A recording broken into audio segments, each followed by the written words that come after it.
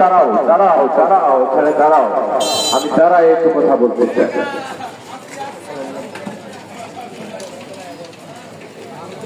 অনেক ভালো লাগলো এই দিনটা আসার পরে। আমাকে অনেকেই ধন্যবাদ জানাইছে যে একজন ভালো মানুষ, নীতিবান মানুষ, ন্যায়পরায়ণ মানুষ এবার উপজেলা চেয়ারম্যান প্রার্থী হয়েছে। সম্মানিত সুধীবৃন্দ, এই বছর 29 মে নির্বাচনে শিবপুর উপজেলা পরিষদে আমি একজন চেয়ারম্যান পদপ্রার্থী। আমার মা বোনেরা বাসায় বসে যারা আমার কথা শুনছেন, প্রিয় ছাত্রছাত্রী মা বোনেরা যারা রাস্তা দিয়ে যাচ্ছেন, দোকানদার ভাইয়েরা, যারা যাত্রী ভাইয়েরা, রিক্সাওয়ালা ভাইয়েরা, সকলের কাছে অনুরোধ রেখে যায়, সকলের কাছে দোয়া চেয়ে যায়, সকলের কাছে প্রার্থনা করে যায়। আল্লাহর নামে আমি আপনাদের সেবা দিতে চাই, আল্লাহর নামে আপনাদের পাশে দাঁড়াতে চাই।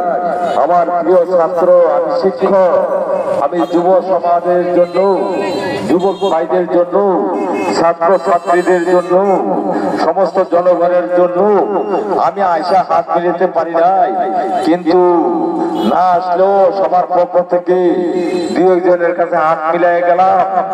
এইবারে উপজেলা নির্বাচনে সৎ আদর্শ ব্যক্তি থাকলে রিক্সাওয়ালা ভাই ভোট দিও, হুন্ডা আঙ্কেল আমি ভোট চাই।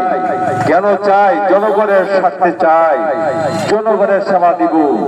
আমি হারামি করব না, আমি বেইমানি করব না, আমি দালালি করব না, জনগণের হক নষ্ট করব না, ন্যায় বিচার করব, থানার মিথ্যা মামলা আমি প্রত্যাহার করব। তারপরে বিদ্যুৎ কেন থাকে না?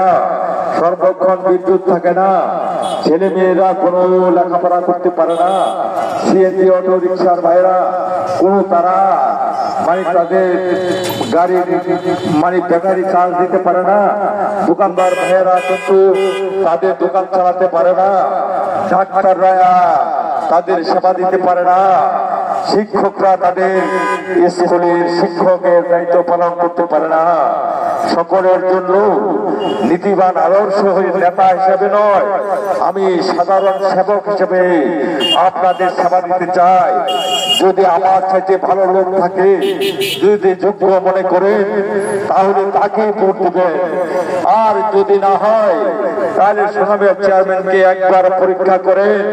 আমি বাগাবরের চেয়ারম্যান হয়েছি 1992 সালে, 97 সাল পর্যন্ত আমি চেয়ারম্যানই করেছি। আমি ফিরে এসেছি, আল্লাহর নামে আমার সমস্ত কাজ এগিয়ে নিয়েছি।